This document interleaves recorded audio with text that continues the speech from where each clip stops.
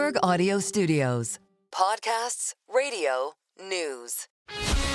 This is Bloomberg Businessweek, insight from the reporters and editors that bring you America's most trusted business magazine, plus global business, finance, and tech news. The Bloomberg Businessweek podcast with Carol Massar and Tim Stenovec on Bloomberg Radio. Hi, everyone. Welcome to the weekend edition of Bloomberg Businessweek. A flurry of news this past week. NVIDIA dropped earnings. U.S. consumer confidence is souring. The Fed's preferred inflation gauge came in exactly as economists forecast. President Trump held his first cabinet meeting with Elon Musk in attendance, defending Doge's attempts to fire federal employees. And then there was the heated exchange at the White House that led to a critical minerals plan with Ukraine being scrapped. So this hour, we tackle geopolitics, U.S. politics, and the U.S. political divide thanks to two new books. One of the books is from a former State Department sanctions official on the choke points in global American power. The other book, timely considering the latest with Russia and Ukraine, from a retired lieutenant colonel. It highlights American mistakes in Eastern Europe that led to a return of Russian imperialism. By the way, he served in President Trump's first administration. We are talking about retired Lieutenant Colonel Alexander Vindman. We're also going to dig into the details of those earth minerals from Ukraine, what you really need to know, with a global investor in the space. We are talking about the CEO of Orion Resource Partners. And we get an update on state cases against Doge with the Attorney General of Connecticut. And a little later on in our second hour, autonomous dump trucks, a boom in medical spas, Rome's legendary Lost Marbles, and the CEO behind the reboot of the world's largest retailer, Walmart. All of that to come. We begin with geopolitical impacts and Trump administration policies. There's a lot going on again this week. In fact, we did get a report that President Trump is planning to expand U.S. semiconductor curbs on China, and that Trump administration officials have already met with key allies, including Japan and the Netherlands, to escalate their restrictions on China's chip industry. Edward Fishman has a lot of experience with sanctions. As a former State Department sanctions official, today he's senior research scholar and professor at Columbia University's School of International and Public Affairs. He joined us to talk about his brand new book, Choke Points: American Power in the Age of Economic Warfare. We should note that we spoke to him before Friday's news on Ukraine. Sometimes people ask me, do sanctions work? And my response is often, have you ever asked a general or an admiral, does a bomb work? Well, a bomb is very effective at blowing things up, but it doesn't always get us what we want politically. Because of the choke points that I mentioned in my book, such as the US dollar, advanced semiconductor technology, oil supply chains, the US government has tremendous power to impose economic harm on foreign countries. What we're less good at is taking that harm and translating it into the political outcome we want. Well, I remember 3 years ago, we were sitting in this studio and we were going through all the companies that had just announced they would stop doing business in Russia as a result of Russia's invasion of Ukraine. No more McDonald's, no more Coca-Cola. I mean, the list goes on. And people were theorizing, as soon as, Russians can't get their iPhones or their iCloud doesn't work or whatever, then it's going to be an issue for Putin's government. Fast forward 3 years and it looks like it didn't matter at all.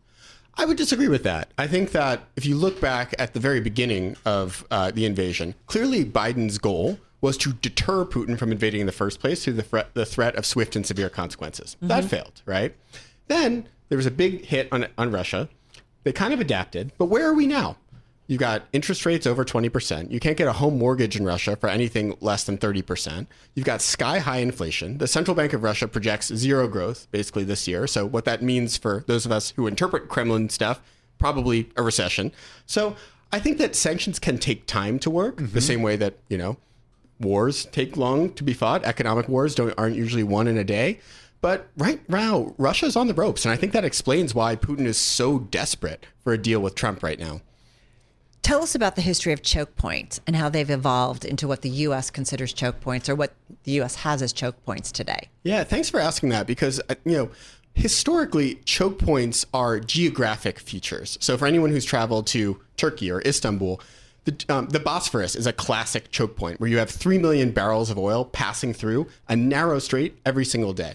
And so throughout history, states have used these choke points to put pressure on other countries. For instance, by parking a ship right in front of that choke point and saying, thou shalt not pass. And really, that is how choke points were weaponized all the way up until the turn of the 21st century. Going back to the famous embargo on Iraq that the UN Security Council did in the 1990s, that was implemented by warships patrolling the Persian Gulf 24/7 for 13 straight years. But the choke points that I described earlier, such as the US dollar and these integrated financial systems and supply chains, which really come out of the hyper-globalization of the 1990s, now US officials can sign a document in their office from Washington and impose much, much more economic harm even than those old blockades where you put warships in the Persian Gulf. So you said, I think before, and forgive me if I'm misquoting, that the U.S. maybe hasn't been so good about using their choke points to get maybe their desired outcome. But is President Trump somebody who maybe understands the use of these choke points to maybe get to a desired income? So President Trump certainly likes using economic warfare. Yeah. During his first term, he imposed twice as many sanctions as the previous record holder, Barack Obama. So he loves sanctions. He says he's a tariff man. The thing I'm a little bit skeptical of, though, when it comes to Trump's use of economic warfare is his love for tariffs. Tariffs are a much weaker tool, frankly, than sanctions. What a tariff is a tax on importers, right? So, for instance, we're putting a tariff on copper, I heard on your news program earlier today. Possibly. They're doing an investigation and So that's possible. What that would mean is a U.S. importer of copper from a foreign country would have to pay a tax on that. It doesn't actually block things from coming into the United States. To really weaponize a choke point, you have to cut it off entirely. So actually, these tariffs are a fairly weak instrument. And I think that's why they haven't been particularly effective at getting anything that Donald Trump wants so far. Would you say that tariffs are part of economic warfare, or would you not go that far? Yeah, this is a really important question because historically, the answer is no. Tariffs have been used primarily for economic reasons, such as protecting domestic industries from foreign competition or to use in trade negotiations. What they haven't been used as is a national security tool to try to get a deal, for instance, over the war in Ukraine, or to try to bludgeon Iran's economy. And the reason they haven't been used for that is because they're a weak tool, right? Iran, we have a trade embargo on Iran. We don't import anything from Iran, so it wouldn't make sense to put tariffs on them. How effective are sanctions in a world where a country like China can come in and help other economies get around sanctions that are imposed by the rest of the world? So China certainly does play a white knight role, and they've played that role for Russia, right? In particular, when Russia was cut off from components, for instance, like semiconductors from the West, China has been a lifeline. And really, that's why we've seen Russia-China trade double really since the beginning of the Ukraine war. But what I would say is that there are limits to the role China can play, critically in the space of finance, because the RMB is not a competitor to the US dollar. Well, that's where I want to go, because the ultimate tool, weapon is the US dollar, is it not? Indeed it is. So tell us about, as long as the US dollar reigns supreme, we go day to day, week to week, month to month, talking geopolitics and what seems to be these new stress points and pushback against globalization. But as long as the US dollar reigns supreme, does the US kind of reign supreme? Yes, I think the dollar is the most impactful and important choke point in economic warfare. And that's why China, Russia, other countries are investing heavily in trying to figure out a way around this choke point. I think the thing that people misunderstand, though, is they say, oh, well, the dollar is still the world's reserve currency, so it's secure. The thing is, the way that the U.S. weaponizes the dollar is really less as a reserve currency and more as a medium of exchange, a payment currency. And what you've seen China do is launch something like the digital RMB, a central bank digital currency. Right. They put forward a platform called mBridge, which allows cross-border payment settlement using digital currencies. These things could develop in parallel to the dollar-based system and ultimately erode U.S. financial power. So what you're saying, and this is kind of my world when it comes to crypto, we have a crypto show here every Tuesday at noon. Tune in plug, but you'd go like. ahead. Is there a chance that the rise of digital currencies, the rise of Bitcoin, the rise of central bank digital currencies will decrease the power that countries have when it comes to sanctions? The answer is no. What it could do, though, is redistribute the power. Because if you think about it, there's no reason that a digital currency couldn't be weaponized, right? If the digital RMB becomes sort of the main currency for cross-border settlement, which, by the way, it could, because China's got 120 countries who consider China as number one trading That's a partner. centralized digital currency. What about a decentralized digital currency like Bitcoin? Yeah, I think it depends. Look, ultimately, Bitcoin does live on servers. There are companies that have to hold the wallets. And so there are ability to weaponize that. We've seen the U.S. Treasury Department add Bitcoin wallets to the sanctions list. And we also, famously, the most significant sanctions violation settlement of the last several years was against Binance when they were fined $4 billion. So I do not think that cryptocurrencies or central bank digital currencies are in any way sanctions proof. The key for the United States, if it wants to retain this dominance, is for the United States to be the leader in digital currencies. Well, that's what I was going to ask you. Is this then the argument for the U.S. government creating some kind of digital currency for transactional purposes?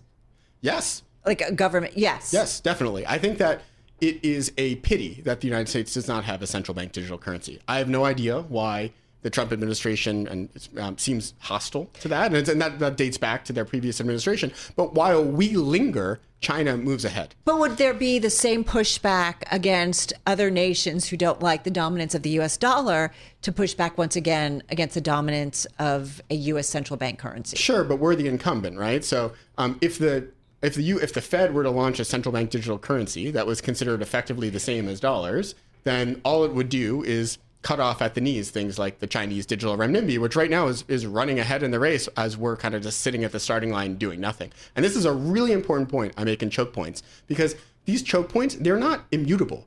Some of them fade, others rise. They change over time. Right. Critical minerals, batteries, these are choke points that China controls, not us. And if we don't continue to innovate in these spaces, we will not stay ahead. So AI, is that a choke point? Well, yes, certainly. What I will say, though, it's really the computing power undergirding AI. So the semiconductors. The components, yeah. Exactly. Look, have you sent the book to members of the Trump administration, the crypto and AI czar, David Sachs? I have not sent the book to David Sachs. I would welcome a conversation with David Sachs about the book. I think it would be great to talk to him about. I am, what I will say, in touch with folks at the National Security Council, and I know that they're very interested in the book, and we'll be talking to them about it soon. Do they understand the need for a central bank digital currency?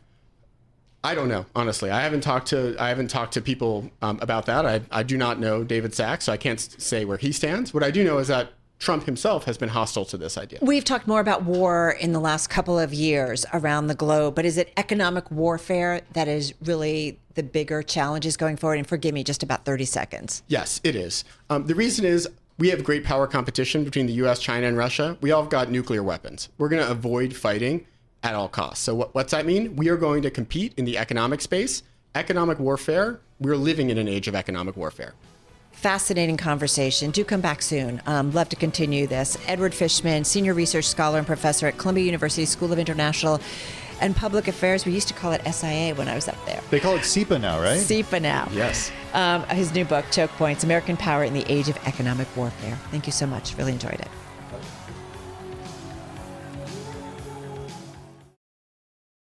You're listening to the Bloomberg Business Week podcast. Catch us live weekday afternoons from 2 to 5 p.m. Eastern. Listen on Apple CarPlay and Android Auto with the Bloomberg Business App. Or watch us live on YouTube. As we've noted, a meeting between President Trump and Ukrainian President Volodymyr Zelensky ended in a fiery exchange on Friday, canceling a planned signing ceremony and press conference for a critical minerals agreement between the two countries. The day before that, we spoke to U.S. Army Lieutenant Colonel Alexander Vindman.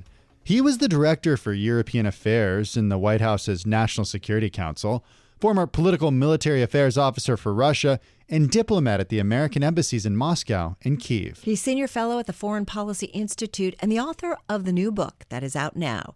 It's entitled The Folly of Realism: How the West Deceived Itself About Russia and Betrayed Ukraine. Lovely launch so far, just lots of attention. I think the fact is the book subtitle says it all. It couldn't possibly be more timely. How the U.S. deceived itself about Russia and betrayed Ukraine. We see that playing out in real life over the past couple of days. We want to get into that. What we want to ask you is, President Trump, at least to start, President Trump said in his press conference with the UK Prime Minister at the White House about the moves being taken to, quote, lay the groundwork for a long-term peace agreement. The president saying this. Do you believe there is a long-term peace agreement that can be made between Russia and Ukraine? Eventually, there can be. I'm going to go ahead and say that it's that the prediction that it's not going to end at all is wrong, and that it's going to end very soon is also not right. The reason is that I think that the steps that the Trump administration is taking right now, leaning so heavily into a Russia first approach, really kind of being quite flexible, seemingly appeasing Russia with some of the things that it's been seeking, like Ukraine out of NATO, Ukraine giving up territory outside of the construct of a negotiation doesn't really make a huge amount of sense. The onus is on Russia to compromise. The Ukrainians are more than willing to compromise. They might not say it publicly, but they recognize that they're not going to be able to regain control of their occupied territory, all of it, anytime soon. That might play out over the course of years. So it's really the Russians. It's in their court. The way that we help that along, we don't ease the burden on Russia. We put additional pressure on Russia. We continue to support Ukraine. We continue to ratchet up a pressure with regards to economic sanctions. And that is what gets Russia to the negotiating table. There doesn't seem to necessarily be the appetite for a lot of folks in Washington to continue to support Ukraine. We actually saw this play out over the last couple of years. Every time a funding bill would come up, or the idea of providing aid or money to Ukraine would come up. In your view, make the case to us, to our viewers, to our listeners about why the U.S. should support Ukraine. So first of all, we should grant the fact that the Biden administration didn't do enough to make the case to the American public. And at the same time, Trump, as the de facto leader of the Republican Party, even before he ran for office, was making the case that Ukraine was the bad guy, corrupt, Russia was the good guy. That is not a recipe to sustain resolve behind Ukraine. The merits of the case are pretty straightforward. Ukraine is on freedom's frontier. They're a bulwark against aggression towards Europe itself, NATO specifically, our strongest, most important security ally, and our most important economic partner. So the case here is that if Ukraine breaks, Russia advances, becomes stronger by taking over Ukraine, is more emboldened to conduct aggression against other, within its own backyard, empire building, and against NATO itself. So what we're doing is we're actually making a down payment on security long term by supporting Ukraine. And we've done it in the most efficient way possible. With a modest amount of aid over the course of 3 years, Ukraine has stalled out Russia, has broken its conventional military, has weakened Russia in its mischief making in Europe more broadly. Now we're tipping the scales in Russia's favor, kind of the worst possible scenario, or the worst logic behind advancing U.S. security. You know, some might suggest that the policies of both Democratic and Republican presidencies, have been to really push back on Russia, right, for a long time and kind of keep them at bay. And so that saying of like, keep your friends close, your enemies even closer, that maybe it is time for a different strategy with Russia between the United States. Yeah, so that's, I think, contrary to the research in this new book. I look at 6 different administrations, 30 plus years, and what I see is a consistent vein of Russia first. Why? Because we succumbed to hopes that we could accomplish more with Russia. They dangled bright, shiny objects, whether that's arms control, a valid thing that for us to pursue, or climate change, security, or cooperation to root out transnational terror. These things didn't really materialize in any substantial way. We had pockets of success around arms control. And at the same time, we succumbed to fears that if we did more to condemn Russia, as it graduated from just mischief making to hybrid warfare, interfering in elections in our country, but in other countries first along their border, and then graduated to military aggression, we didn't hold the line. We were very, very flexible consistently. We should have instilled some element of conditionality in the way we engaged with them early on, or condemnation and sanction as they graduated through all of these different destabilizing events. I think we've been way too flexible. So you would just say that President Trump's relationship with Vladimir Putin is just a continuation of what we've seen over the last 3 decades? It is a doubling down and probably the most extreme example of the mistakes that we've made over the past 30 plus years. My research is clear and concise, clear on this point. I've interviewed the presidents involved on both the U.S. side and the Ukrainian side, European leaders, and what I've seen is a consistent vein of deep flexibility, putting Russia first. We bought into this principle that Russia, large military, large country was entitled to some sort of privileged sphere of influence, even when But were they not with nuclear weapons? Were they not on some level? On some level, they were. I think the fact is we made a valiant effort in the 1990s to bring them on sides. We made huge investments to try to bring them into the democratic world. Those countless meetings that Clinton had with his counterpart Yeltsin, but those didn't materialize. Right? Russia was just biding its time, letting its economy regain strength. Really getting fat off commodity prices in the 2000s, and when they gathered their strength, then acting aggressively to advance their efforts. Do you remember back in 2012 when during that debate between Mitt Romney and President Obama, when Mitt Romney said that the U.S.'s number one geopolitical foe was Russia, and he was kind of laughed out of the room at that point. Was he right? He was absolutely right. It looked like a distant prospect because we were in the midst of wars in the Middle East. It looked like it was a bygone era, but if you were paying attention, you saw the telltale signs in the 2000s. Really, years just into Putin's reign, you saw this effort to coerce neighbors, muck around in Ukraine's election that precipitated the Orange Revolution.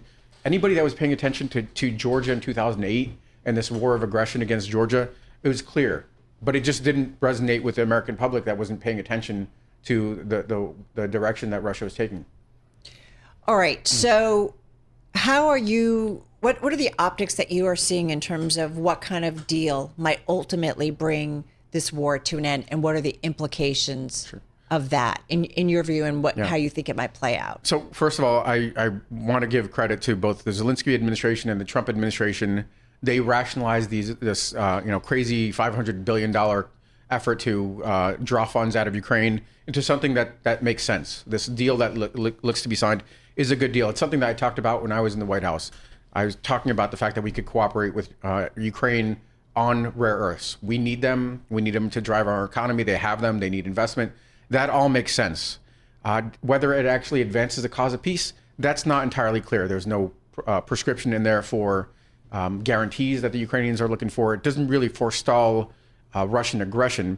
What I see happening is right now the pattern is the U.S. is easing the pain on Russia, increasing the pain on Ukraine. I don't see how that brings Russia to the table. What I think is going to end up happening is that the Ukrainians are going to have to the Europeans are going to have to step in, double down on support as best as they can. They can't fill the vacuum of U.S. absence. We have the largest military industrial complex in the world, so they can't match that. But they could plug some holes and give the Ukrainians some staying power. Meanwhile, the Russians are taking significant losses. They're also getting drained economically, and they don't have they can't act forever with their manpower and then material. They're dwindling, digging into Soviet stockpiles. This is going to have to play out over the course of the next 6-9 months when the Russians realize that the Europeans are going to be there, the Ukrainians aren't going anywhere, and when Trump realizes that Putin is just dangling the prospect of some sort of a victory for him, but he's not delivering, Trump is going to want to win also. So we may even relook our policy and come back to support Ukraine, but it's going to be down the road after months of learning the lessons that we should have learned over the past 30 years. We're speaking with a retired U.S. Army Lieutenant Colonel Alexander Vindman. He's got a brand new book out. It's called The Folly of Realism: How the West Deceived Itself About Russia and Betrayed Ukraine. Given your time studying both the governments of Ukraine and Russia, what would you say Vladimir Putin's ultimate goal is? He's empire building. He's building his legacy. What he wants, what I think Russian elites have wanted really across generations, is they want Russia to be strong. And in order to be strong, that means Ukraine has to be in the fold. It's a central notion to them that great Russia could only be great if it has little Russia. That's what they refer to Ukraine as, and Belarus. Those are the three kind of the trinity of Russian identity. So it wants to fold these countries and regions back in. And then what it's been doing since really the 16th century, the middle of the 16th century, it's expanded in all cardinal directions until it's been stopped, until it's hit a wall with other powers. So if they're given room, they will be aggressive and expand. If they are constrained, that is actually the recipe for Russia to reformat its belief in this multipolar world in which Russia is a central pole, is through a recognition of the fact that they are not who they were under the Russian Empire or the Soviet Union, and they have much more limited capabilities, much more limited aspirations. That is the recipe for Russia to coexist with its neighbors.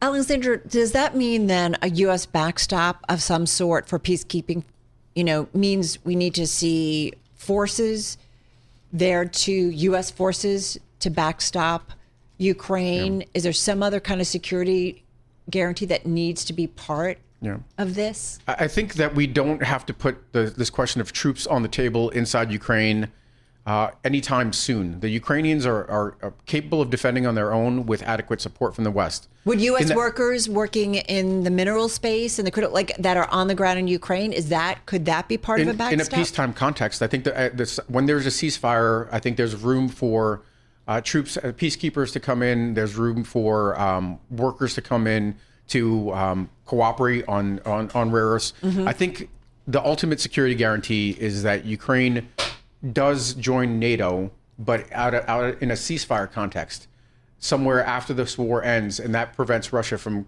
engaging in aggression down the road.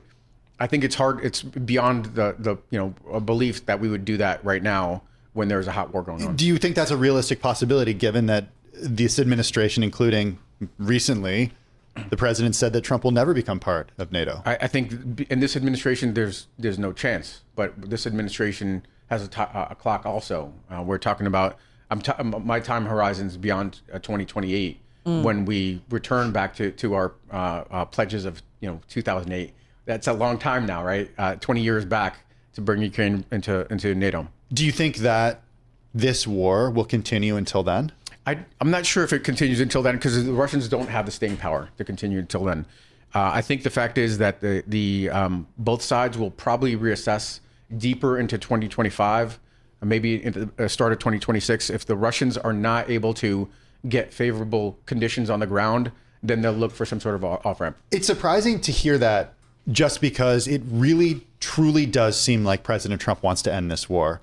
He talks almost every time, and we hear the president speaking a lot. He speaks to the press a lot. He always talks about the young people who are being killed in this conflict. It really seems to affect him. It really seems to motivate him to want to end this war. Yeah, I think that might be true, but he's going about it repeating the mistakes of the past. I think the fact is, what's clear to me, if he wants to bring peace to the region, he should recognize that it's not the Ukrainians that are an impediment to peace. They're going to have to do what they absolutely must to preserve their sovereignty and territorial integrity, maybe giving up some territory in the short term. But it's the Russians that have absolutely maximalist objectives. They have not given up on Ukrainian capitulation. They have not given up on Ukraine, as a neutral player with no military that they could attack at will somewhere down the road. That's the party that he needs to recognize as an impediment to peace. What can you tell us about, you were in the first Trump White House, first administration, and as we are now seeing the beginning of the second term play out, what insight can you give us about how the president thinks about issues and how things operate and how maybe different it is this time around, if you think it is different? Again, you're looking from the outside. Yeah. I think from my perspective, what you have, and you could still see the tension between the policy pros that try to rationalize these decrees that Ukraine has to give $500 billion and come up with this, pretty sophisticated, interesting deal on rare earths. We had a lot more of those folks in the cabinet back then. You had, what were called adults in the room. These were accepted foreign policy professionals. Right now, you have a lot more yes men and loyalists. So you have stumbles from Secretary Hegseth, the Secretary of Defense, that makes these declarations as if he's a Fox News anchor instead of the Secretary of Defense, holding out that a lot of these issues have to be resolved in negotiations. So I think there's still going to be an effort from the professional class to try to add, clarity and resolve these pronouncements that Trump makes.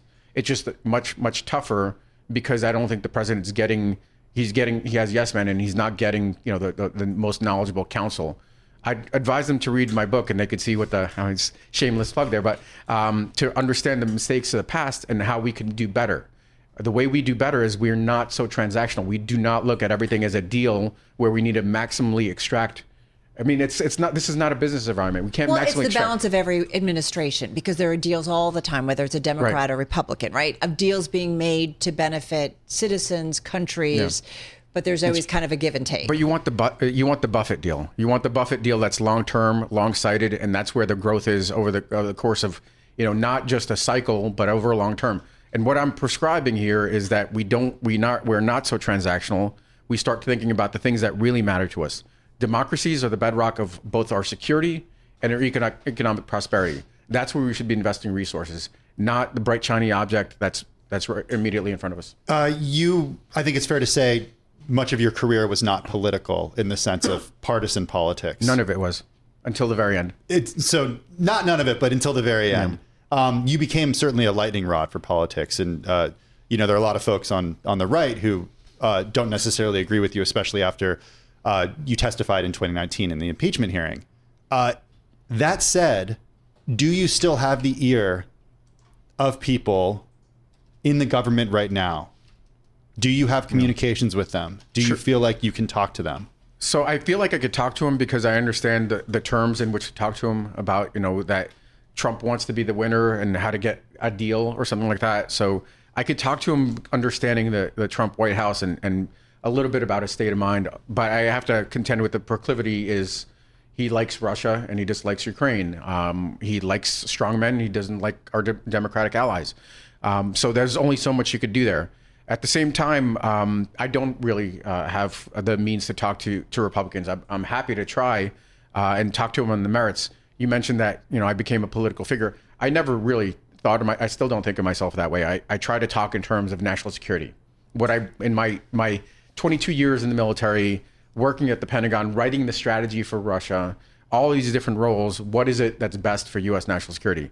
Now, some people might see that being drawn into testifying in front of Congress when I reported presidential corruption is a political act, but it wasn't. It was a duty as somebody that swore an oath to the Constitution and then called by Congress to testify about what I witnessed.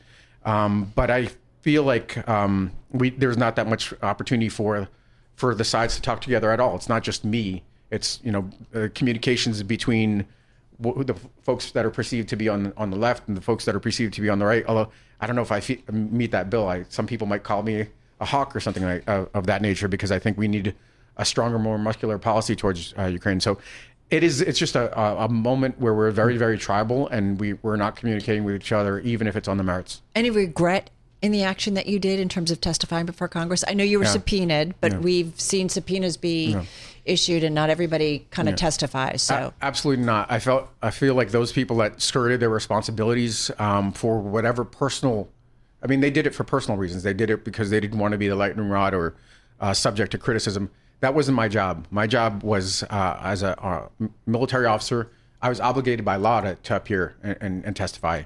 If I had been given a lawful order by Trump back then to not testify, things may have ended up differently. We would have had to play out in the courts. But the bottom line is I felt like what I did was right. I felt like I fulfilled my duty as an officer. And I could look my daughter, who's now 14, in her eyes and not say that I shirked responsibility. And continue to this day to frankly advocate for the things that matter to me, including a book that lands a month into Trump's administration that's critical of the mistakes that we seem to be repeating instead of learning from the past. one thing I want to ask you, as a member of the military retired, we've seen the firing of the Joint Chiefs of Staff. We've seen other military leaders being let go. Also, the top lawyers, which is considered so important in terms of military actions and making sure that there is kind of a level of security, safety, if you will. Help us understand the military within a second Trump White House. And I do wonder about the independence of, because there are layers when we talk about democracy. There's judicial, there's like we talk about checks and balances, but military is an important part. So the military is non-political. It serves at the pleasure of the president. Everybody swears an oath to the Constitution, and officers in that chain of command, the commander-in-chief being the president of the United States. The thing is, this is not about these folks being disloyal. It's about the ability to ensure that when the president directs any element of the executive branch that he has absolute loyalists that don't question anything. That was the reason that these 3-star JAGs were fired, these attorneys, is because they interpret the law. They'll determine and advise their 4-star bosses on whether the law orders that are coming down are legal. Now, the military is going to follow the president's instructions if it's a lawful order. Awful, they'll follow the instructions because he's the commander-in-chief. But what they won't do is they won't follow illegal orders. And I think this effort to sideline these 3 stars is to make sure that nobody interprets any instructions that come from the president.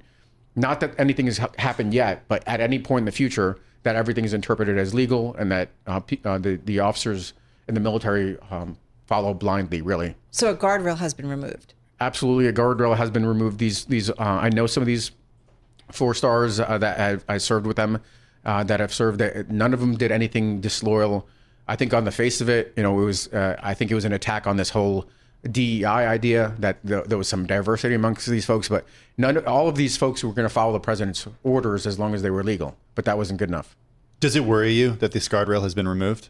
I think it's a warning sign, and it's something that we should be mindful and cautious about. But we need to understand that the military is a large institution. These 4 stars have deputies that are 4 stars also, and the 3 stars that were removed have deputy 2 stars. So there are plenty of layers of folks that are going to hold the line. It just has gotten a little bit harder than it was before. Well, you talk about levels, right, in terms of holding everybody to the true in military. What about someone like Secretary of the State Department, Marco Rubio? Like, what are your thoughts about him in dealing with global diplomacy and talking with leaders directly, and yet obviously there at the grace of the president? So I've had plenty of criticism of Marco Rubio in the past on policy differences, but he is a policy hand. He's been in the Senate for a while. He's been on intel committees. He understands the state of play in the world, the seriousness of these negotiations with Russia, how that might implicate Chinese aggression in the Pacific. He is going to try to do the best he can. I think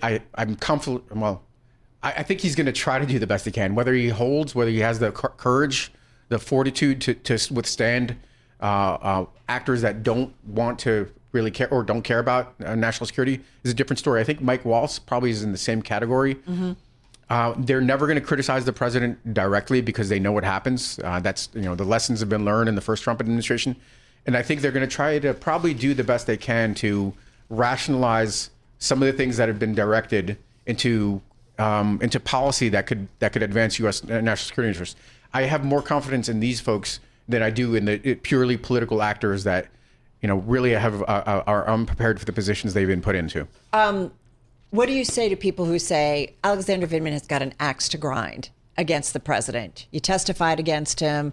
You sued some allies of the president for alleged intimidation over impeachment hearings. So what do you say to those? Because you've got this book out. It is very timely considering the geopolitics that consume much of what we talk about. What do you say to that? My axe is sharp, actually, and I'm prepared to wield it in order to advance U.S. national security. And that's what my life has been about, a life of service to defend the nation. And if I feel like there needs to be something called out or criticism on the merits of national security and the dangers this country faces, I will wield that axe. But frankly, I don't like Trump. I mean, he personally attacked my family and targeted my family, made us the targets of harassment and threats and things of that nature. But mainly, this is about this was my doctoral dissertation. Is about how do we keep this country safe and prosperous. Just taking a hard turn in the last 30 seconds. Because we all need to lighten up a little bit. Yeah. I've had this book on my desk, and whenever someone walks by, they say, I loved Vindman in Curb Your Enthusiasm. The penultimate season, you and Larry David. Yeah. How was it? It was lots of fun. I did that season and actually the final episode. And it was a joy to do that. It was way outside of my comfort zone, being dragged into the public eye, but open to these new experiences, all sorts of different friends that I never had before, being able to maybe leverage my voice in a way I didn't before. So it's a blessing in that regard that I could lighten people's lives on Curb or give people some hope on the national security front, I'll embrace it. But I don't look back. Well, if you talk to Larry, tell him we need another season, even though there's a finale. Hey, I really appreciate you taking the time. We've been speaking with retired U.S. Army Lieutenant Colonel Alexander Vindman. His brand new book out. It's out now. It's called The Folly of Realism: How the West Deceived Itself About Russia and Betrayed Ukraine.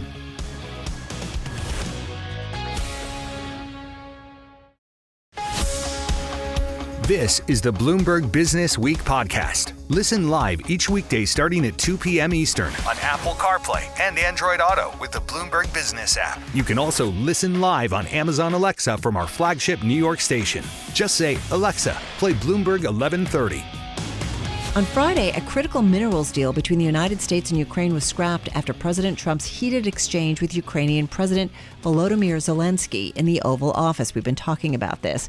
Now, the fate of the natural resources deal and a peace deal overall remains up in the air. On top of that, the world's top commodity traders are rushing to ship copper to the U.S. from as far as Asia, as Donald Trump's threat of import tariffs on the metal creates a huge opportunity for profit. Yet the question remains, just how valuable are these metals and minerals? Someone who does know a thing or two about metals and the mining sector, in fact, he knows a lot, is Oskar Lanowski. He is founder and group CEO at Orion Resource Partners. We note again that we spoke with him before the U.S.-Ukraine talks broke down. Copper is an imported material, by and large, in the United States. Some domestic production exists, of course, but it is a big export from South America, particularly Chile, into the United States. Tariffs will, depending on what shape they take, and obviously the devil is in the details, will certainly impact the price of landed material in the United States. I believe that there is probably an investigation at the heart of this as to N-shaped material for various forms of copper. There's also a discussion about what to do about copper scrap versus refined primary material. But again, it's too early to tell at this point. The details are vital to determining what the exact impact would be. Right. And it's an investigation, right? It's the Section 232 of the Trade Expansion Act. I'm reading from our reporting. It may lead to tariffs on copper imports, which we know if indeed that would raise costs for things. It is interesting that's going on. A headline crossing the Bloomberg coming from Reuters about Ukrainian President Zelensky planning to meet with President Trump on Friday. Earlier today, Oskar, we had talked about a possible deal with Ukraine and the United States to develop Ukraine's natural resources. And we've talked about minerals in particular, mineral deposits there. What's the reality of what is there in Ukraine? Where's the value? What's the amount? It's actually a fairly interesting dilemma for the Ukraine. They do have a fair degree of iron ore. They do have tungsten. They have titanium on sites. There are at least 4 mining companies that we know of that are developing or looking at increased refining capacity in that country to shift metal. Some of the best resources, though, are really in this sort of gray zone where it's territory that's currently occupied by Russia or very close to the territory occupied by Russia. And the question will be how much of that material will stay with the Ukraine and how much will not. It's impossible to tell that at this point, but there's a lot of optionality in that country right now. Mm-hmm. And I believe that it's something that really speaks to how the U.S. and allies of the U.S. are becoming more and more aware of the centrality of some of these mineral sources and particularly how to process those into final shaped material that they can use for industrial and military and other uses. So it's a rich area. It sounds like it might be some questions about who actually has access to that territory, right? Either Ukraine or Russia. But is it a rich area? We had done some reporting that said the president was looking for the equivalent of about $500 billion from rare earths, mainly used in high-strength magnets. Despite reports of $10 trillion in mineral deposits, Ukraine has no major rare earth reserves that are internationally recognized as economically viable. Is that correct? That is correct. you have to, of course, assume certain price parameters when you make something economic or not economic. I think the more important question than whether or not the reserves or resources, should they be economic or not at this point, is what processing capability can be put to work on this. I mean, the rare earths themselves are not particularly rare. What they are is very, very difficult to separate from host rock. And the expertise in the world in doing that really resides in China. Right. And so the question becomes, you might have the best ore body in the world in the Ukraine, but if you don't have the processing capacity or knowledge, it might as well just sit in the ground. It's like bingo, right? Like it doesn't matter who has access, but ultimately then you've got to have a relationship with China in order to process. But why can't the U.S. or why can't Ukraine process these? Like, is it as difficult as making advanced semiconductors? It is incredibly difficult process. It's about a 19-step chemical toxic process that needs as much art as science to be successful economically, and the U.S. and the West have some capability in that area, but the real stars are the Chinese. So I am curious. We are curious. You're at this Global Metals Conference, BMO Global Metals Conference, BMO. What is it that everybody's talking about? What's top of mind? I think there's two main topics. Obviously, the resiliency of the gold price. It's, we find ourselves in unusual circumstances in that the gold price is stable to rising, and the dollar hasn't exactly been a poor performer. That's atypical historically. Usually, the gold price is seen as the hedge against the U.S. dollar, and so they move in opposite directions. They've been moving in the same direction largely now for a little while, and that anomaly has led to a lot of conversations here in Florida. The second topic, obviously, is to some degree what the West will do about critical materials, critical minerals, and the first initiatives out of the administration recognize the importance of that. And we're pretty happy in this conference to see sort of a more joined up initiative on sourcing that and potentially processing that. And I think what you heard today about the copper situation, the EO on that is really potentially a move to reshoring some of that processing capacity back into the United States. Interesting. Do we want to be processing copper in the United States? Absolutely, we do. Yes, it is. It's called Dr. Copper for a reason. It is an essential metal in many parts of the U.S. economy and the U.S. military, and having that onshore and being able to make sure that you have access to that vital raw material on your own terms is really essential to the U.S. How did it move out of the U.S.? Was it like everything else? It was just cheaper to process out of the U.S.? It was cheaper to process outside the United States. As part of the sort of trend of globalization, the lowest best cost center for processing was not the United States, and so therefore processing slowly moved out of the country. And we find ourselves in a place now where we want to balance that out a little bit. We want to make sure that for national security and other reasons we have access to vital raw materials. And I think. Just help us understand, because this is I'm out of my element, pun intended here. But just well in 20 seconds, do we need to have the copper in the ground here to process it, or do we import the raw material and then process it? Just 20 seconds. Both are possible. Obviously, an integrated supply chain in the United States is the most favorable option, but certainly raw material, concentrate form copper, and then processing it here as a second alternative is also very possible. Either way, processed material, copper is vital to us. We got to run. Come back soon. This was fascinating. Oscar, thank you so much. He's the founder and group CEO of Orion Resource Partners. This is the Bloomberg Business Week podcast. Listen live each weekday starting at 2 p.m. Eastern on Apple CarPlay and Android Auto with the Bloomberg Business App. You can also listen live on Amazon Alexa from our flagship New York station. Just say, Alexa, play Bloomberg 1130.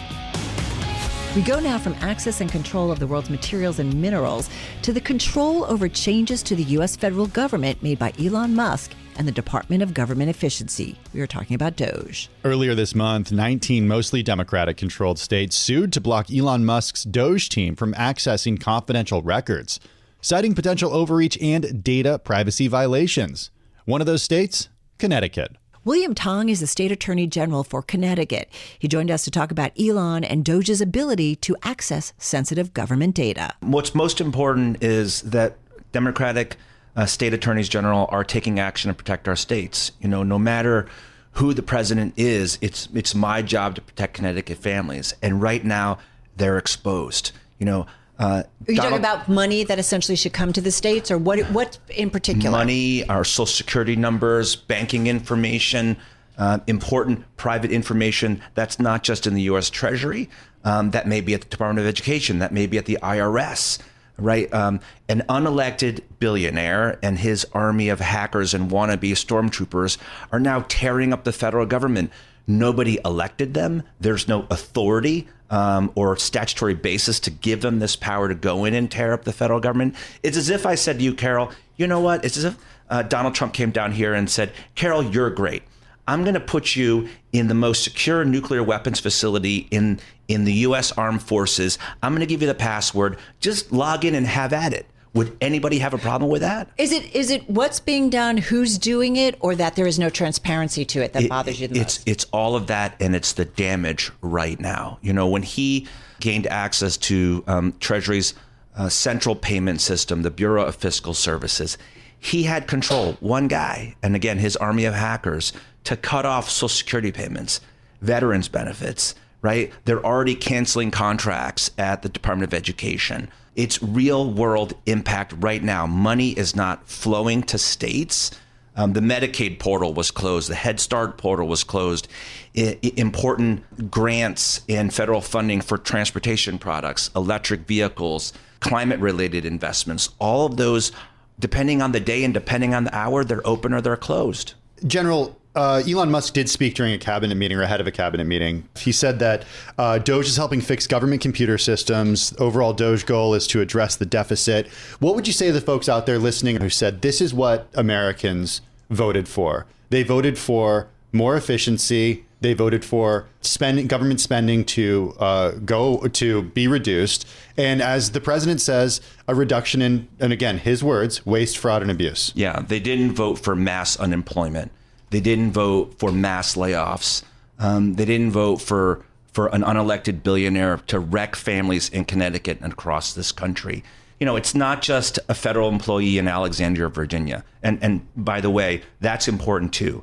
If mom or dad gets fired tomorrow, many families, even families that do well and listen to this show, you know, they live 30 days out or check to check. And that family may have relatives in Connecticut. There are federal workers in Connecticut. There are nonprofits in Connecticut that are laying people off right now because they rely on, anticipate federal funding that is not flowing, and they have to make decisions amidst all of this uncertainty.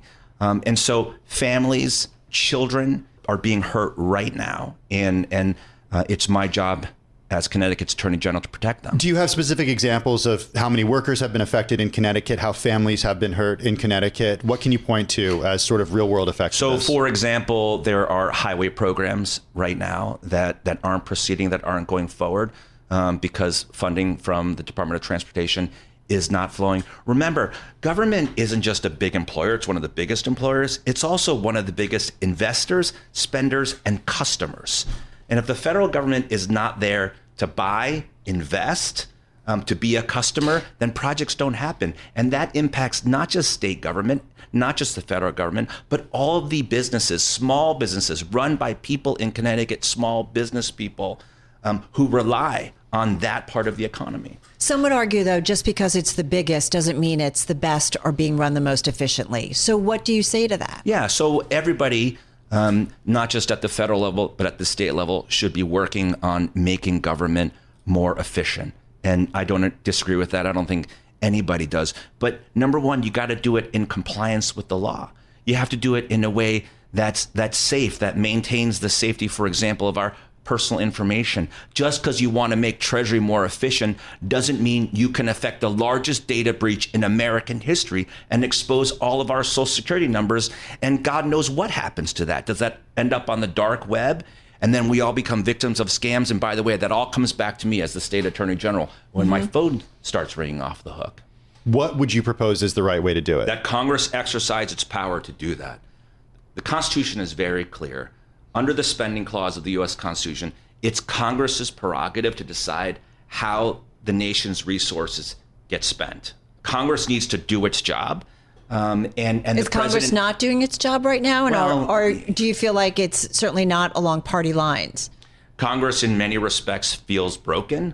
But, one good example of how broken it is that Congress, it seems in this budget proposal, proposes to cut Medicare for the states. Are you kidding? You're going to go after Medicare, health care, children?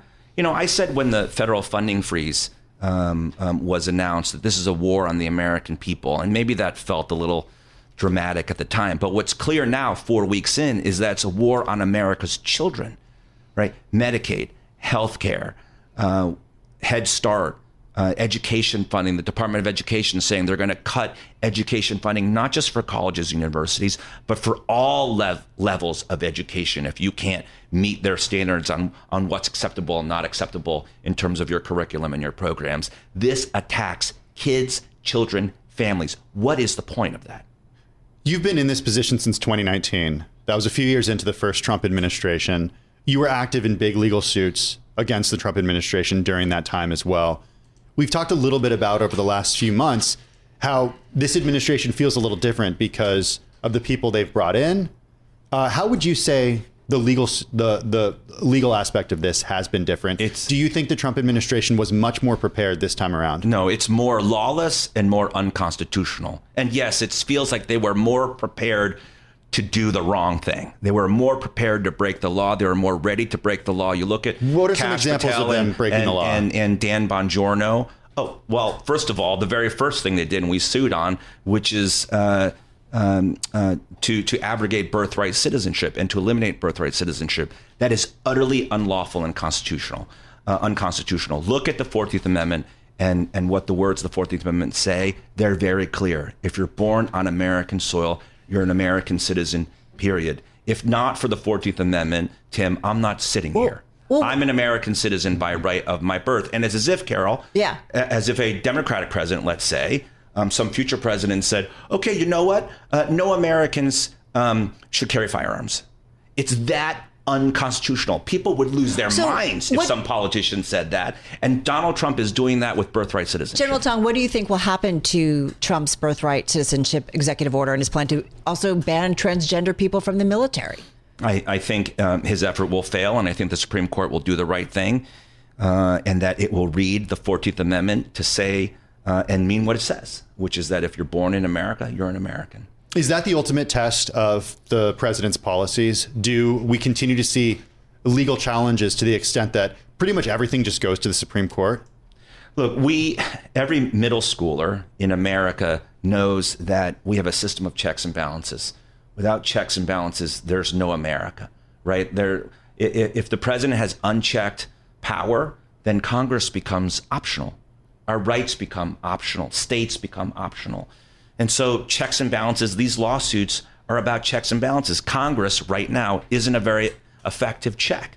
And so state attorneys general, we are a check through the courts, through the judiciary, through the federal courts on a president who doesn't respect and follow the law.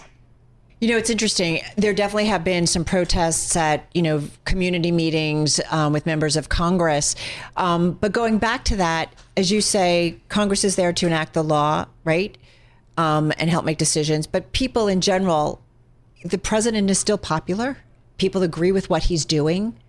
So I go back to kind of Tim's question. If you look at Americans put this president in office. He won the popular vote this time. He won the popular vote. He won it all. Yeah. And so there are a lot of Americans who think this is the right direction for for the country. I guess I don't want to quibble with, whether he's popular or not. I think he's underwater, according to most polls, meaning less than 50%. I think it's pretty clear that this country is split pretty evenly, 50-50. It was a very close presidential election. I don't think most Americans who voted for Donald Trump, I don't think most Americans expect him to break the law and to take the Constitution and set fire to it. I don't think anybody, and this is why I think Elon Musk and again his army of hackers are very unpopular, because nobody said turn the keys over to somebody that we didn't vote for, give him the password,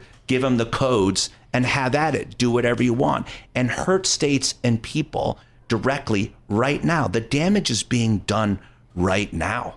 If the state of Connecticut is working on its state budget for the next 2 years right now, we'll finish that work in early June. If they blow a huge hole in federal funding, we're in big trouble. And many states are in the same position. And I would say something, by the way, really quickly, red states are much bigger takers of federal funding. No, it's a really good point. We got to leave it there. General Tong, thank you so much. This is Bloomberg Business Week.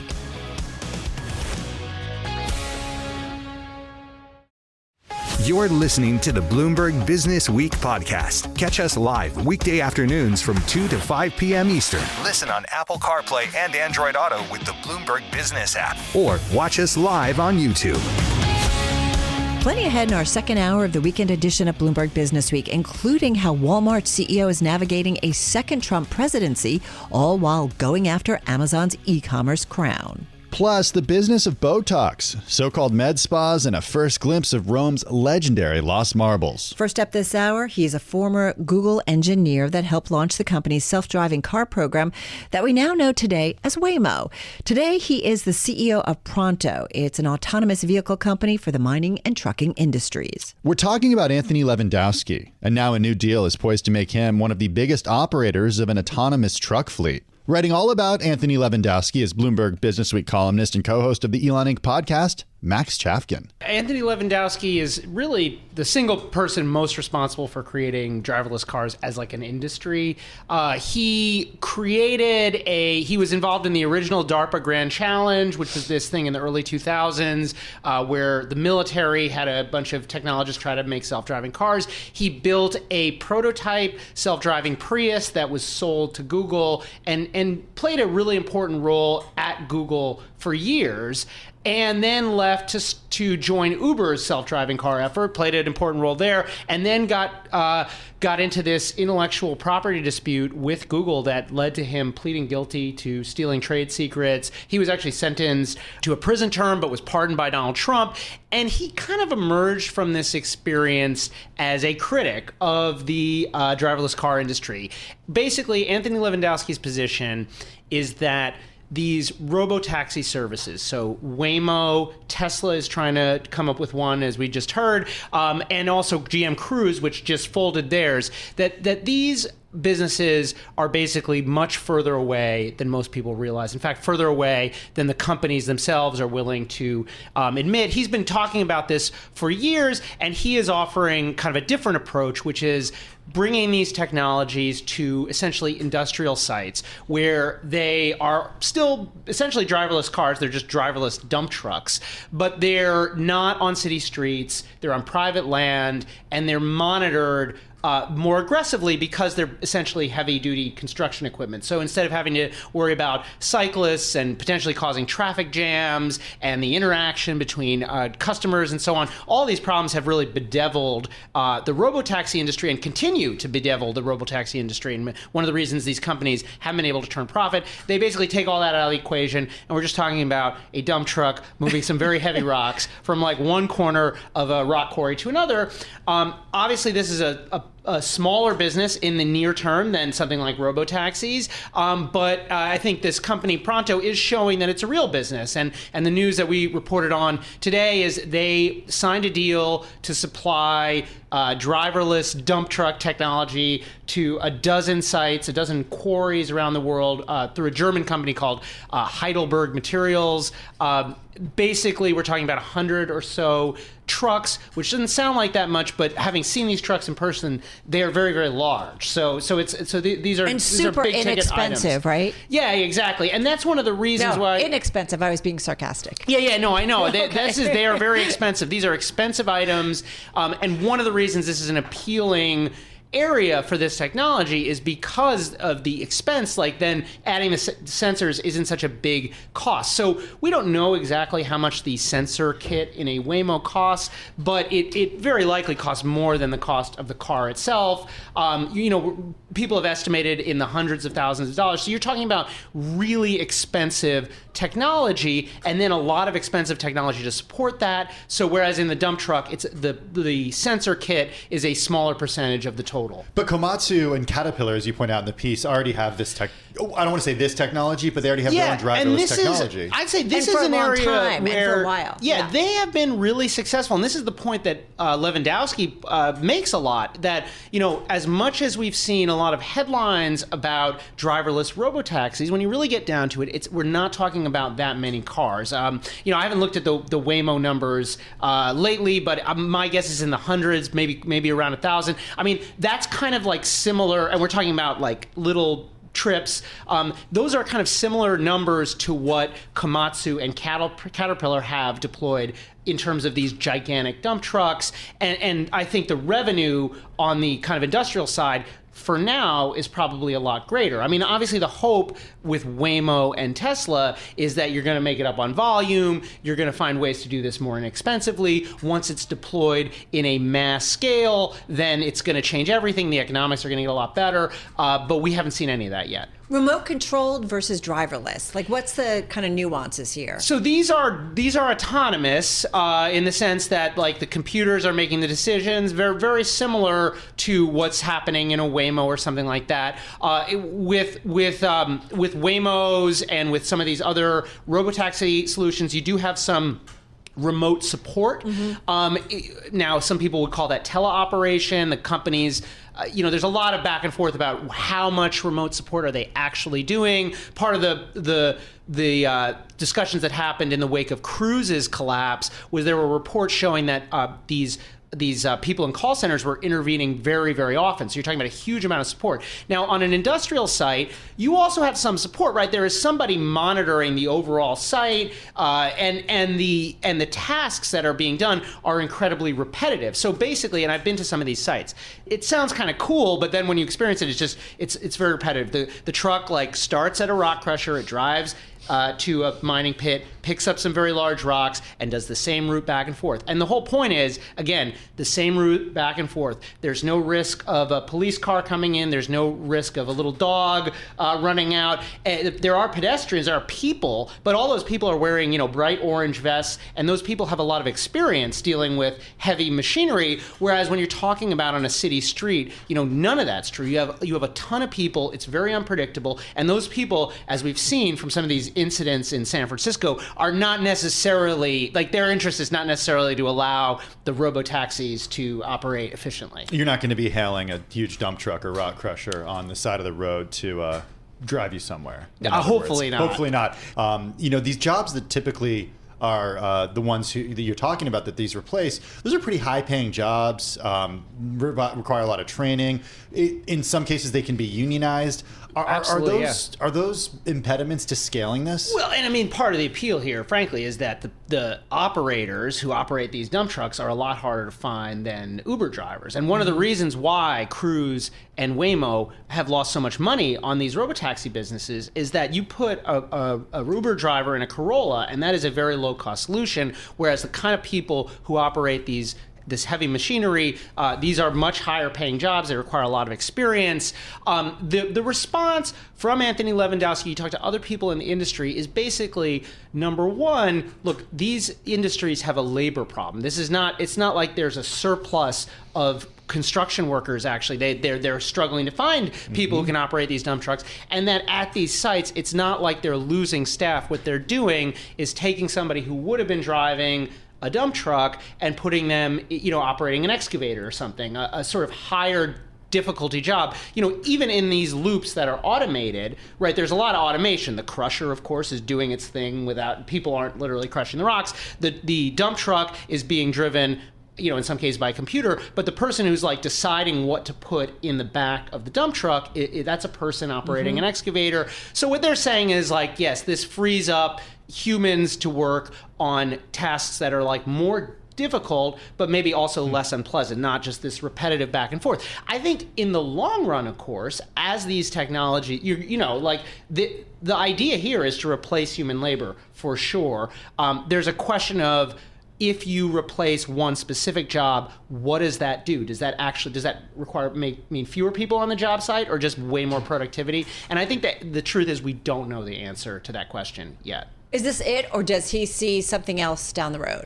Yeah, I mean, he says we're gonna everything with 4 wheels is gonna be automated. It's just a question of when. I mean, his basic thinking, and honestly, I think this makes a lot of sense when you followed the industry, that there's gonna be a lot of sort of interim automation going on, where either something that's not a robotaxi, but you're adapting some of the tools that could be used for a robotaxi, say in a more narrow situation, like on an industrial site with a specific kind of equipment, or even in a very narrowly defined geographic range or something like that. But that we are a long way from the just set your robotaxi out on the street. And it's kind of interesting to say that because, of course, you have a couple of big companies that are betting very heavily on this idea of just sending robotaxis right on the street. Yeah, one of those companies, Tesla, of course, headed by none other than Elon Musk, who is spending a lot of time in the Capitol. Your story ends in a really notable way.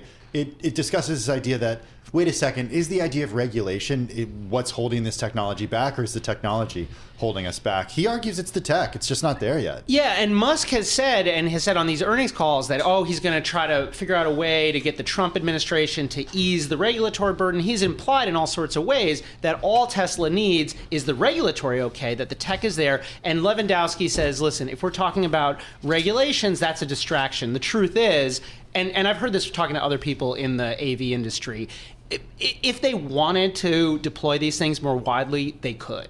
And the reasons that they are not doing it is partly because of the tech and partly because of the cost. Now, we'll see. I mean, Elon Musk has tried very bold things in the past. He says he's going to launch a robotaxi service in Austin this summer. See how quickly that goes. He's been saying that for years, too. He has. Every year since pretty much 2016. Yeah. But he has said that this will be the time.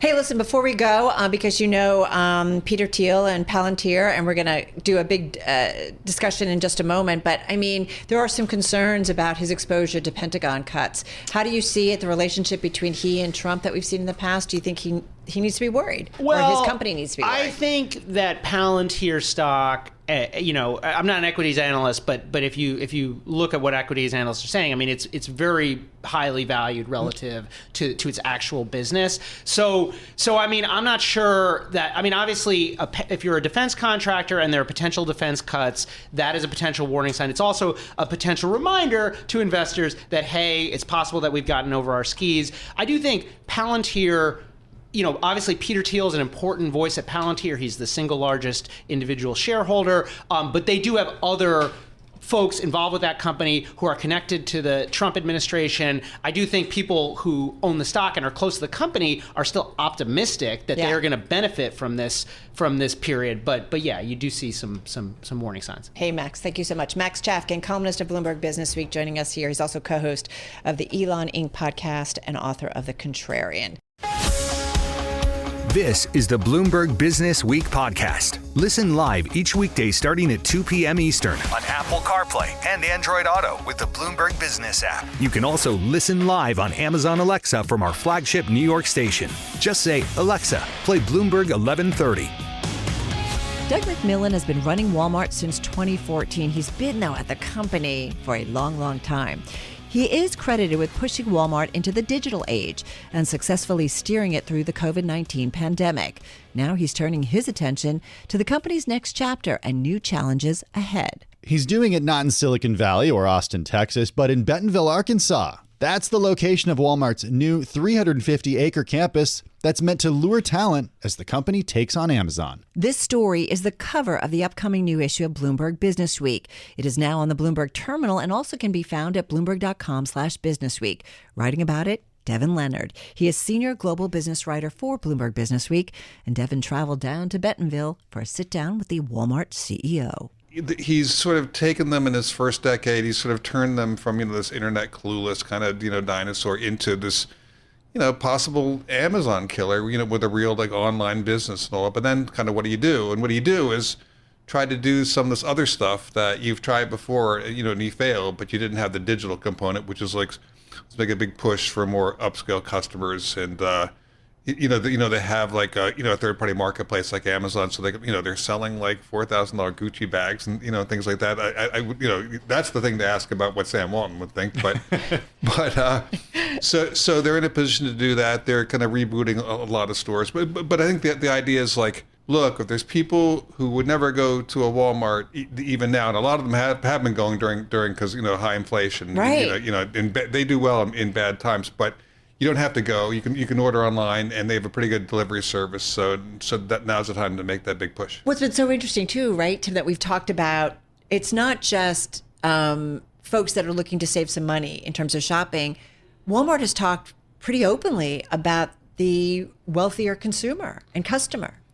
Well, that's what they're saying. I mean, the big question is, are they there because of inflation? The part of their business that's doing really well is the so-called non-discretionary side, which is like the food side, and things like that. The discretionary side, which is home appliances and things like that, that's still those sales haven't been going up. So the question is, are people just there, shopping for groceries because food prices have gone up so much, or are they going to make the switch and buy everything at Walmart? And that's unclear. We'll see what happens about that. So, Walmart's tried to do this in the past with Jet.com. Mark Lorry came in. I think you point out in the story that he was actually paid more than Doug McMillon at the time. That wasn't exactly a resounding success. They had this Jet Black membership. And I didn't know this, but even earlier in his tenure, they tried to bring on sort of like higher end consumers. What's different about this time? Well, Jet itself, didn't turn out to be, Walmart's e-commerce brand, but I think what did work was basically bringing all these people in here and being in there, not in here, shaking things up and basically demonstrating kind of to the rest of the world, we're willing to do this. And historically, it's been a lot of lifers and people who have been sort of change resistant. So just by doing that, I think, well, was it worth the $3.3 billion? I don't know. Maybe I guess they had the money, and he had the board behind him. The Waltons own, 40% of the company. But what they're saying now, though, Tim, is that 15 years ago or 20 years ago, they tried to do some of the same stuff with designer clothes. That fell flat. They did a big redesign of the stores to make them more like Target. That fell flat. But now they have a much more build out sort of digital side, and they can offer delivery and things like that, and then also they have that third-party marketplace, and they can sell all kinds of stuff that they didn't before. So they probably are in a better position. Is this still going to and I don't know, look at the competition. Target's doing terribly. So is it going to work? It's going to take a little bit longer. We probably need to get out of this cycle, and see when there's an upswing in the economy. Do those people who've been shopping there, the upscale people, do they stay? That'll be that. If they do, that'll be the the proof. Devin, I think what's interesting is who is Doug McMillon and what he has done at this company, and he is someone who's been there for a long, long time, not just a CEO, but a long, long time, and really kind of transformed to some extent how people look at this retailer. He's some guy who, his family moved to Bentonville, at some point, and he's in high school, and he got a job unloading trucks at the warehouse, and then he just never left. He went to University of Arkansas, got his undergraduate degree, went to the University of Tulsa, got his MBA, and then he came back and became a buyer.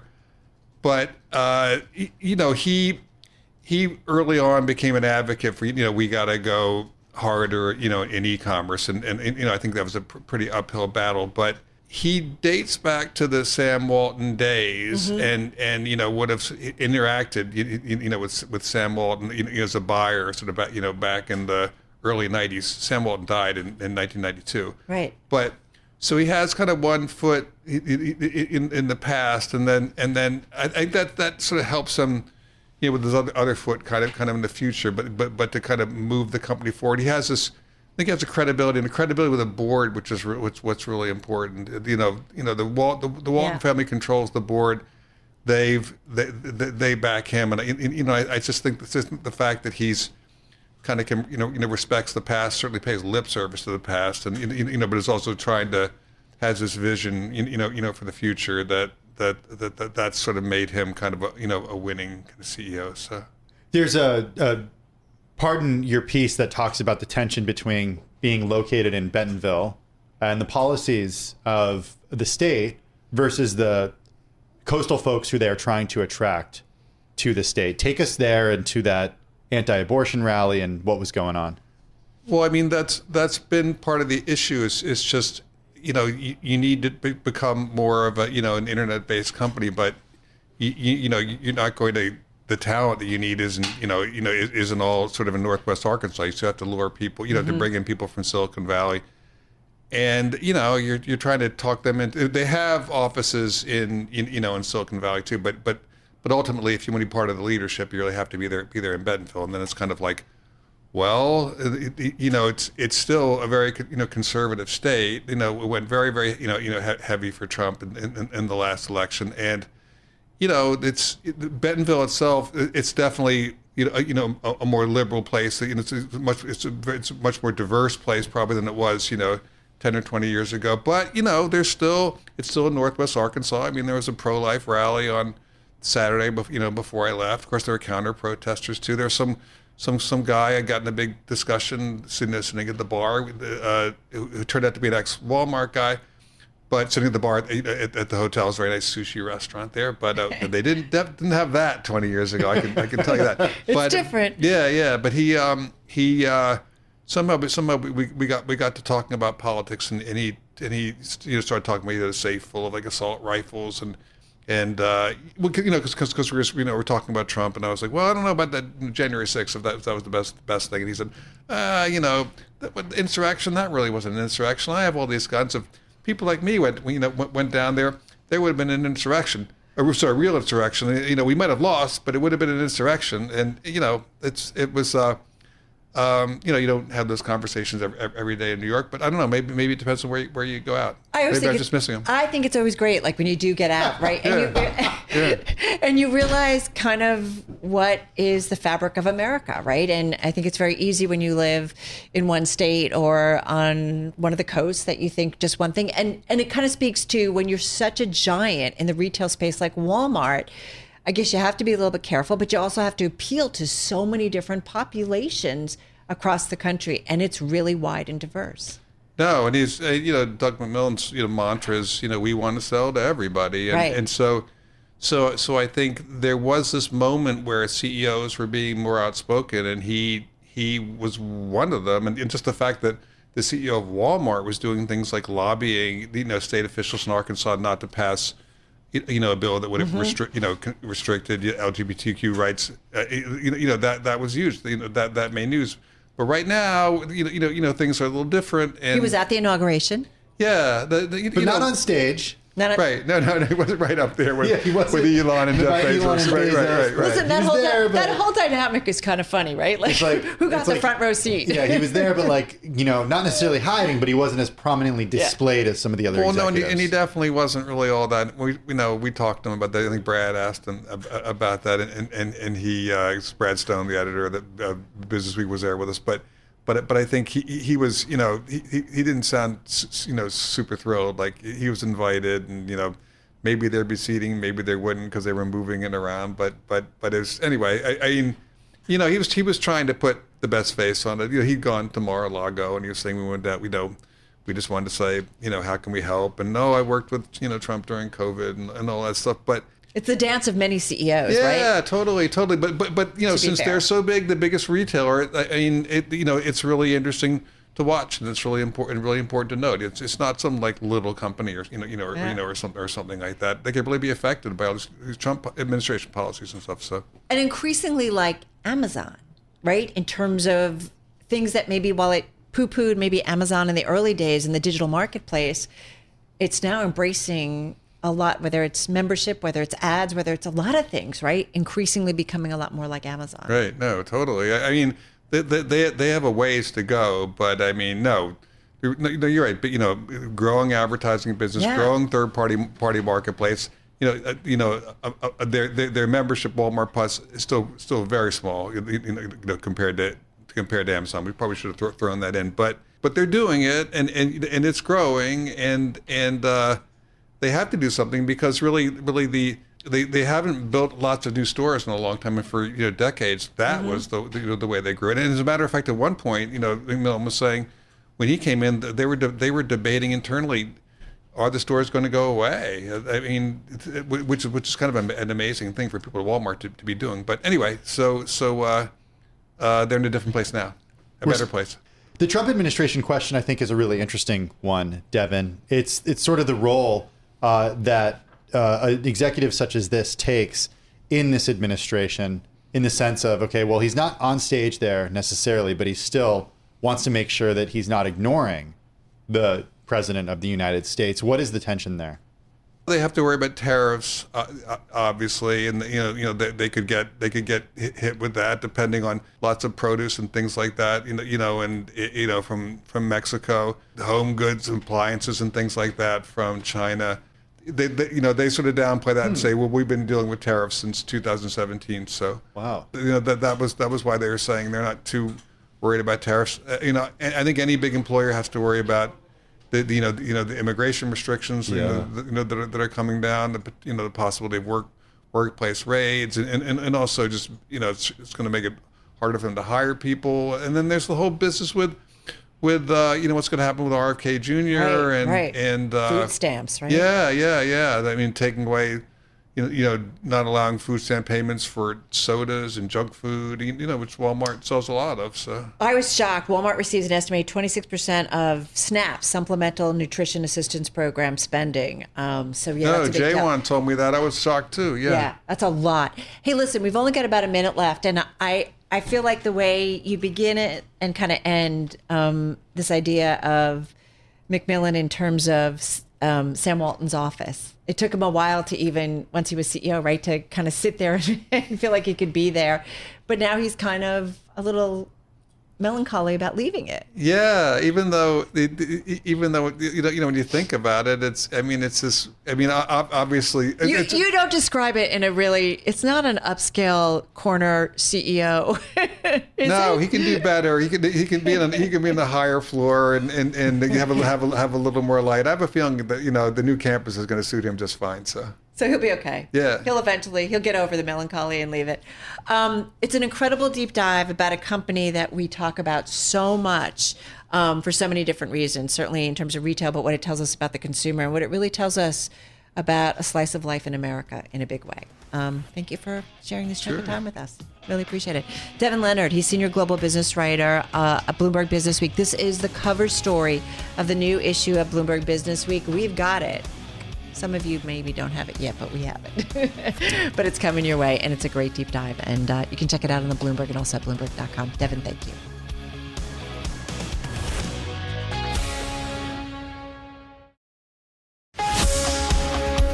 This is the Bloomberg Business Week podcast. Listen live each weekday starting at 2 p.m. Eastern on Apple CarPlay and Android Auto with the Bloomberg Business App. You can also listen live on Amazon Alexa from our flagship New York station.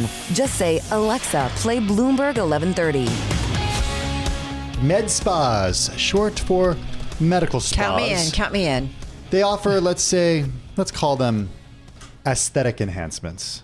Sign me up. Okay. Some of them specialize in lasers to zap unwanted hair or resurface skin. Others offer injections of all kinds, Botox, lip filler, fat dissolver butt plumper. See, this is why you got to read this stuff ahead of time and say until and not just say I'm sign just me gonna up. say I have not done most of those, Okay, all right. including the butt plumper. Okay, enough. According to data from the American wrote Med it. Spa Association. Actually, Amanda Mull wrote it. I just copied it. True. That's how good it is. The industry expanded more than sixfold from 2010 to 2023, from about 1,600 locations to more than 10,000. Average annual revenue per spa more than doubled during that period, reaching almost $1.4 million per spa. As Amanda Mull writes, the U.S. is in the middle of a med spa boom, and you can see it all over our faces. I thought he was going to say you could see it all over Carol's face. That's not the case. She is Bloomberg Businessweek senior reporter Amanda Mull is, and she does write about this and the boom in med spas for Business Week. Check out her story on the Bloomberg and at Bloomberg.com/Businessweek. She joins us from Brooklyn, where apparently it's booming in med spas. Tell us what's going on. No matter where our listeners are, if they're in the U.S., they have probably noticed this in their own town or community or neighborhood. Pretty much across the country, almost everywhere, there has been a real uptick in the opening of storefront businesses in malls and shopping centers, in strip malls. There's one in my hometown outside of Atlanta near the grocery store where I went when I was growing up, and there has been like just this real boom in opening these businesses, and they offer just a really wide selection of services, everything from off-brand weight loss shots to Botox to laser hair removal to IVs for if you're hungover. There's a lot of money in this stuff. Insurance doesn't really cover it. These are cash businesses. What's the training of the folks who are doing the injecting? These are not doctors we're talking about. In most cases in med spas, they're not doctors. What the exact training is for your injector is going to vary depending on what state you're in. The licensure required is going to depend on local laws. But in most cases, they are going to be nurse practitioners, physician's assistants, registered nurses, anybody who could give you a vaccine injection at your doctor's office is also allowed to inject other things into you, basically, in most places. You know what's fascinating too? Yeah, you have kind of your typical dermatology offices, right, where there are doctors who do this stuff. That's going to cost you. It's going to cost you, and it ain't covered. But having said that, you're right. Like, I feel like I walk into all kinds of offices, dental offices, everywhere. They're all offering all these kinds of services.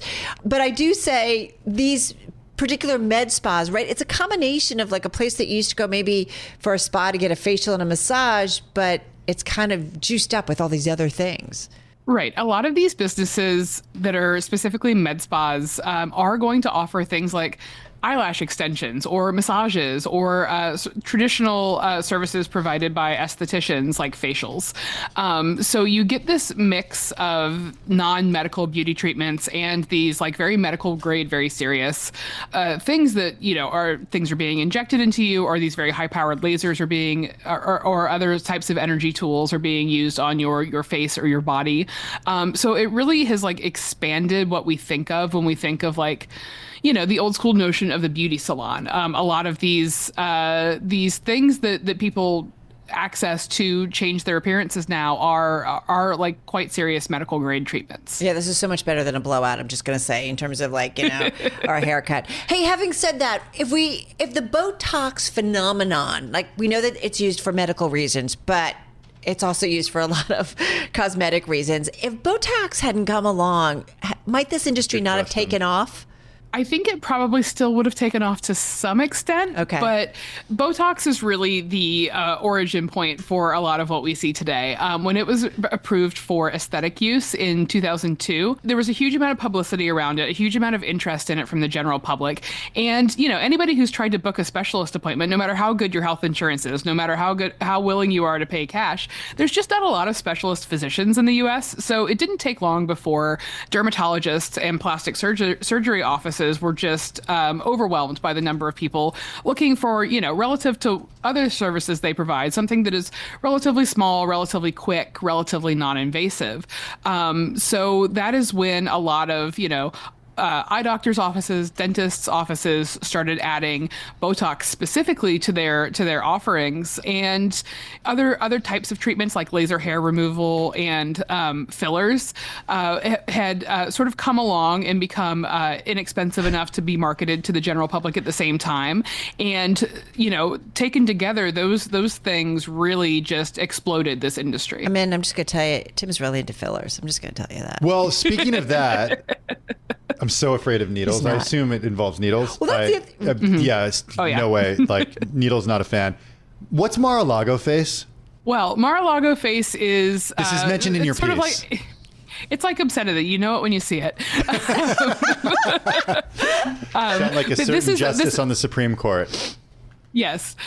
This is a term that has become popular recently to describe some of the, Kimberly Guilfoyle, some of the members of the Trump family, Matt Gaetz, who have sort of clearly had Botox or fillers or some laser services or all of the above, and have a very sort of like Real Housewives look. That is like traditionally what I think of it as, because I am a Real Housewives fan from way back. Me too. But yeah, it is really this sort of like very tweaked, very plumped, very smooth, shiny, like slightly overfilled. Maybe some of the filler has migrated and you look a little doughy or a little lumpy in the face. Like that, that sort of combination of lots and lots of procedures that have sort of all been sort of layered over time is Mar-a-Lago face, really. It's big business, though. We're having fun with this, but it is huge business. Yes. And there's also, as most things do, have a little private equity component. Yes, it is an enormous business. The companies that make Botox and fillers, Allergan, et cetera, have had a huge windfall from developing these products that can be administered, non-surgically in these sort of like not quite doctors' offices types of businesses. And the business itself has exploded with there has been a 6-fold increase in the number of med spa locations in the U.S. since 2010. And naturally, like any growing business, private equity has come calling. Some firms have looked to do roll-ups. Some firms have looked to buy larger chains of med spas. It's been a little bit difficult, though.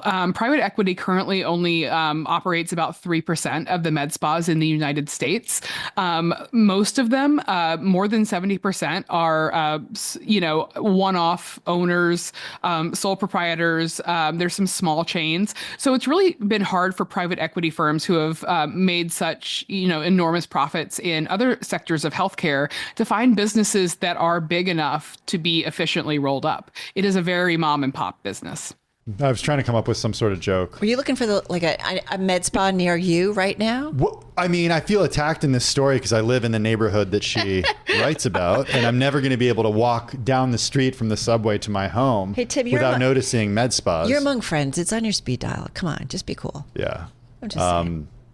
Yeah, I'm never going to not notice these things. No, they are everywhere, and it's pretty wild. Amanda Mull, this is such a great story. We're so glad we could get to you on it and share it with our audience. I feel like everybody needed this story to kind of wrap up the day and the week. Have a great weekend. Be well. Amanda Mull, she's Bloomberg Businessweek senior reporter, joining us from Brooklyn. This is the Bloomberg Business Week podcast. Listen live each weekday starting at 2 p.m. Eastern on Apple CarPlay and Android Auto with the Bloomberg Business App. You can also listen live on Amazon Alexa from our flagship New York station. Just say, Alexa, play Bloomberg 1130. While med spas in the U.S. help us put our best face and body forward, thousands of miles and a continent away is beauty that's been shrouded in myth and mystery for a very long time. It's one of the greatest private troves of antiquities that has been hidden away for more than half a century in Rome. And Bloomberg Businessweek arts columnist James Tarmy was one of the few allowed a peek inside. Most, even really rich people's collections don't have such incredible international importance. And this family, which was sort of a pre-industrial fortune that was created just before like modernity as we think of it. So they were basically so rich that they were able to buy everything before like the Rockefellers and the Morgans and the Gettys sort of came in after them. They were there first. So they bought all of these fading aristocratic family stuff and then they kept it all. So it's collections of collections. And they were able to amass this humongous amount of treasures in a very short period of time.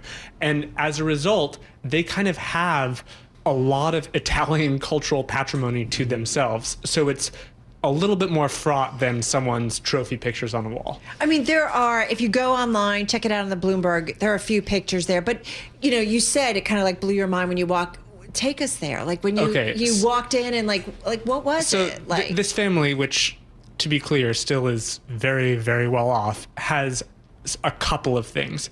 One of them is a 20-acre compound in the heart of Rome behind very high walls that is not really available for the public view, and you can't take photographs, and they let me inside, and it is just mind-boggling.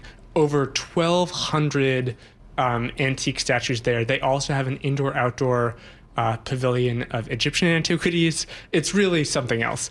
And it's theirs. Then they also have this, the Torlonia collection, right, which is in a warehouse in Trastevere, and they have a conservation laboratory there, and then they also have a warehouse where everything is stored.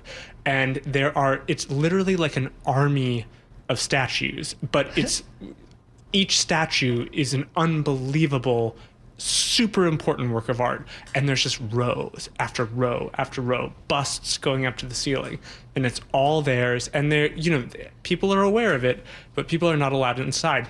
However, they're beginning to loan these things out to museums around the world. Why? Well, sorry, Tim, I had to ask. the patriarch of the family, this man named Alessandro, who's the fourth Prince Torlonia, died. And shortly before he died, he created a foundation that would manage these things. The foundation doesn't own them, it manages them. And his grandson, who's a very forward-thinking guy also named Alessandro, is basically trying to lend out works to museums around the world in exchange for those museums doing conservation work. Which can cost so much money, as you write. Over $100,000 to conserve a single statue. And so... It's amazing. Yes. So basically what they're doing is they're letting people sort of in. I mean, they're not actually letting them in. Yeah. But they're letting people see these works sort of in exchange for restoring them to the condition that they should be in. And in the process, people everywhere going to see them. They did a huge show at the Louvre. It was the most visited exhibition at the Louvre in all of 2024. And this is not like a niche subject. This is a big deal. I don't want to be rude, but... I so hope you're going there. Yeah. Good. You say things can be priceless. How much is this collection worth? So, this is a subject of some debate in the Italian press in particular. I can speculate. I have no official reporting that would back this up. Italian press has speculated that it is well over €1 billion. Some have put the tune to 2 or 3 billion euros. Just in their art collection? Just in the antiquities collection, yes. Just in the antiquities collection? Yes. Cray-cray. So... help me out here. Is that where you wanted me to go? No, actually, okay. But I'm so glad you went there. So wait, the idea, are they being altruistic, or do they need the money to help do some of those conservation efforts? Or why don't they just sell off a piece when we know it's to do some of it? So I'm just trying to understand the business of they neither need the money. Okay. They are still a very, very rich family. And I also don't think it's quite altruistic. I think that there has been a lot of controversy over the years because everyone's known that they have this collection, which it is, again, a collection of very important different collections. And a lot of people have wanted to see it. The now deceased patriarch had a sort of antagonistic relationship with the Italian government. But this is speculation. There was a lot of back and forth. At different points, people were calling to seize the collection.